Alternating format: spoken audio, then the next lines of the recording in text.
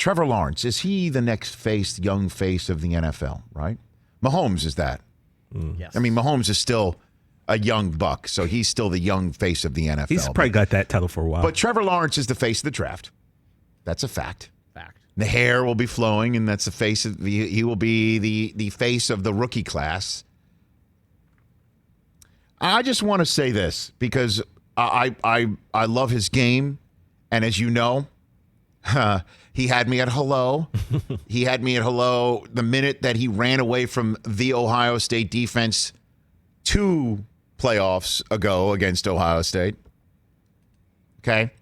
He had me at hello. He had every scout at hello. He's all that plus biscuit. As you know, the minute the Jets started losing consecutive games, which was week 2 last year, even between weeks 1 and 2, I was wondering if the Jets should lose every single game from there on out. And then when they looked like that was what they were going to do and then won 2 games in a row, I was beyond despondent.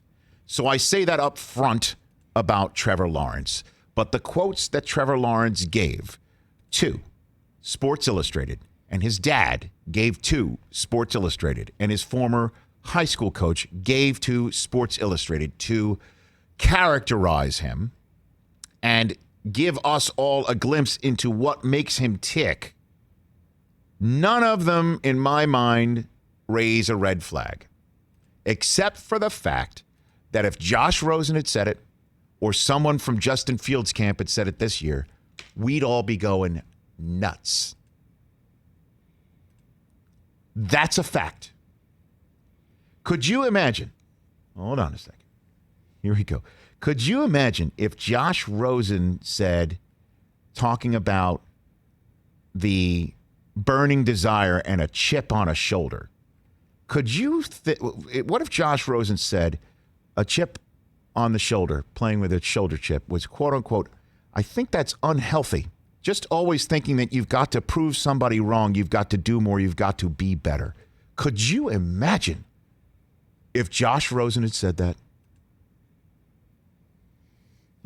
Could you imagine if Justin Fields' high school coach said, quote, he could walk away from it being football tomorrow and be fine? Could you imagine if anybody in the family of Josh Rosen or Justin Fields said what Trevor Lawrence's father said about his mentality, quote, he's not, quote unquote, I want to win a Super Bowl at all costs? Could you possibly imagine the 19 alarm fire the year Josh Rosen came out? I can. Could you imagine, as Justin Fields is going through 2.0 of his pro day, with the questions put out there by Dan Orlovsky of ESPN, and we've had Dan on, we'll have him on again.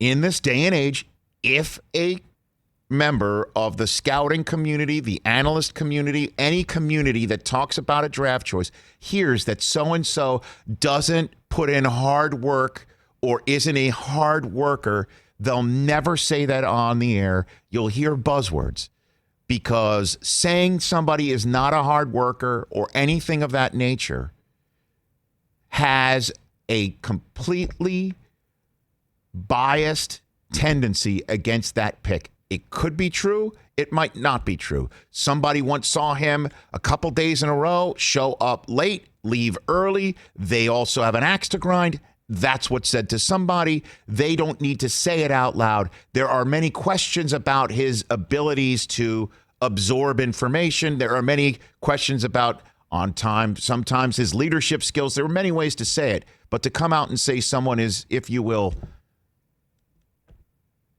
last in, first out at the quarterback position is a tough thing to hear. Could you imagine if Justin Fields, anybody said, or he said, you know, it's just always thinking that you've got to prove somebody wrong. That's unhealthy. I will still take Trevor Lawrence in a heartbeat and not look back. That's what he is. That's who he is. We saw what's on film. We see it. And I guess if Justin Fields or Josh Rosen put anything on film that Trevor Lawrence did, we might excuse it for their drafts as well. But that didn't happen. And that's not happening with Justin Fields.